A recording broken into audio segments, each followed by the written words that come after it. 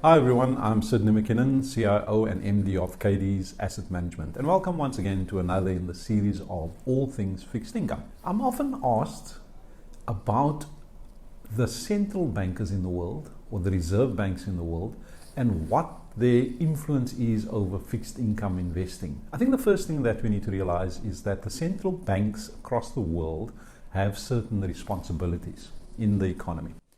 And I'll mention a few, but the first one that comes to mind is setting monetary policy. So this is a tool that they have in their arsenal, which they use to control interest rates.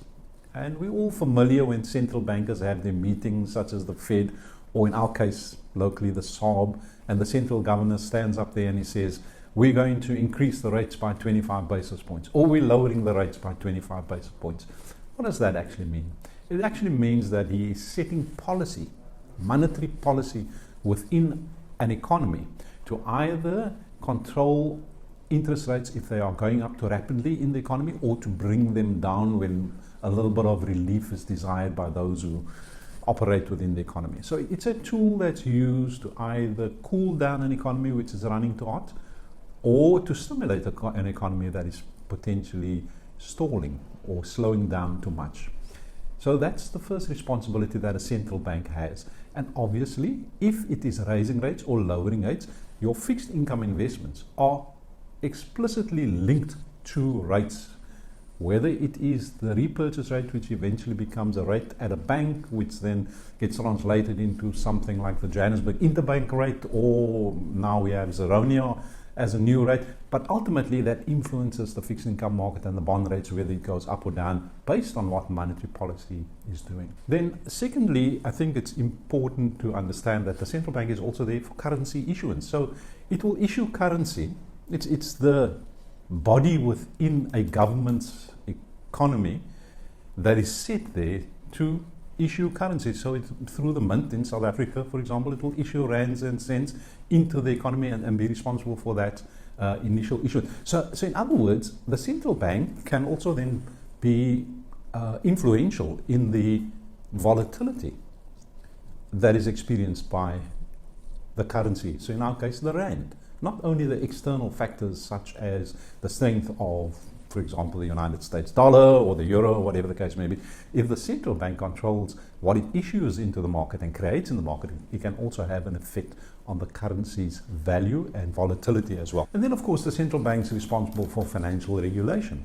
So it sets certain regulation and houses certain regulatory bodies, such as the Prudential Authority in South Africa, and helps to ensure that financial stability is maintained through the regulation, and that there is an infrastructure that is set up to contain those bodies that are the watchdogs when it comes, and the custodians of those regulatory environments, or that there are regulatory necessities, let me put it that way. And then, of course, the central bank is the government's banker.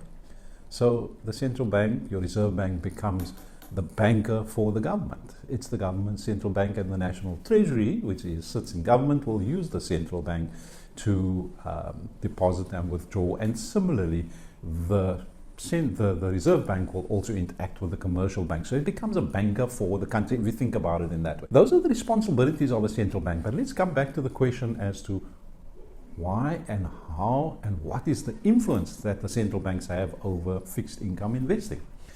In South Africa, we have not totally unique, but we do have a situation on top of all those responsibilities. Our central bank has also what is called a mandate.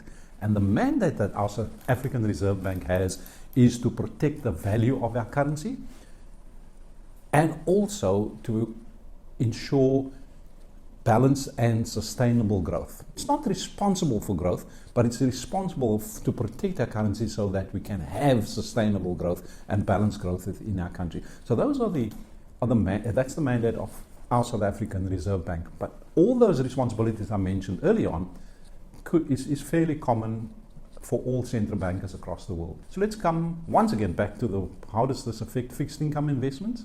So, as I mentioned earlier, if the central bank puts rates up or brings rates down through its monetary policy, it sends a signal to the market.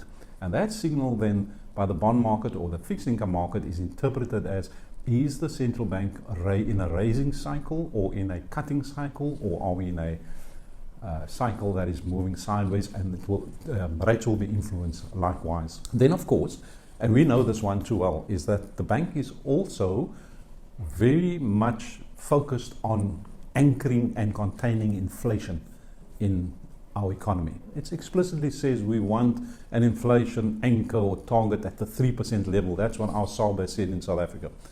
What this means is that if the central bank is actively proliferating an ideology of lower inflation or keeping inflation contained, that spills into the fixed income market, because embedded in your fixed income investment, ideally, is compensation for what inflation is going to do. And when you buy a fixed income investment and you get it at a particular rate, the first part of that interest rate is focused on providing you a return commensurate with inflation. So if inflation changes, the mathematical equation changes. So the price that you would receive for investing in a fixed income instrument then also changes. So I think it's quite important that you understand the effects that inflation has, and especially the central bank's role in the way in which they use inflation or anchor inflation, or the interpretation of inflation expectations filters through to the fixed income market.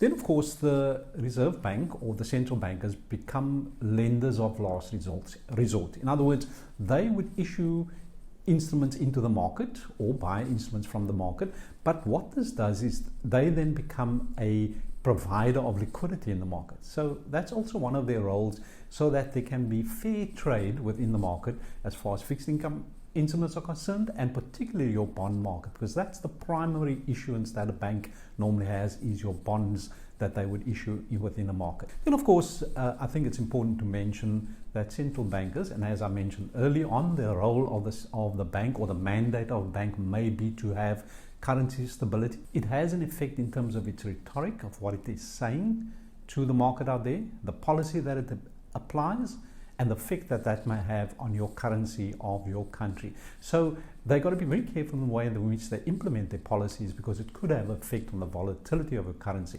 And volatility of currency can translate into volatility in the fixed income market, especially your bond market, because the bond market is quite sensitive to the movements in currencies worldwide.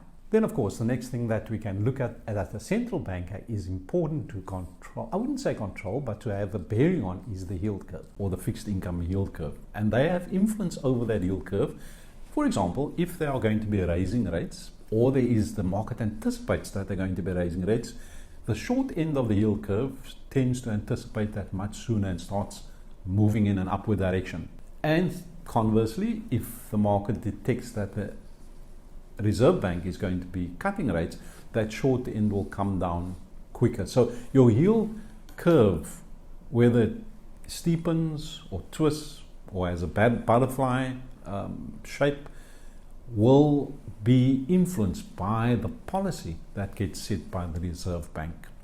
And then of course lastly, I'd like to talk about the volatility that a central bank could potentially put into the market as a result of its monetary policy stance and rhetoric, because the South African Reserve Bank or the central bankers will put out statements, they'll speak to the press, they'll speak to the markets, or at the monetary policy committee they'll be talking to the markets, and the markets will interpret what they say in terms of their decisiveness and ability to implement monetary policy. So if a central bank comes across as uncertain, it creates volatility within the market.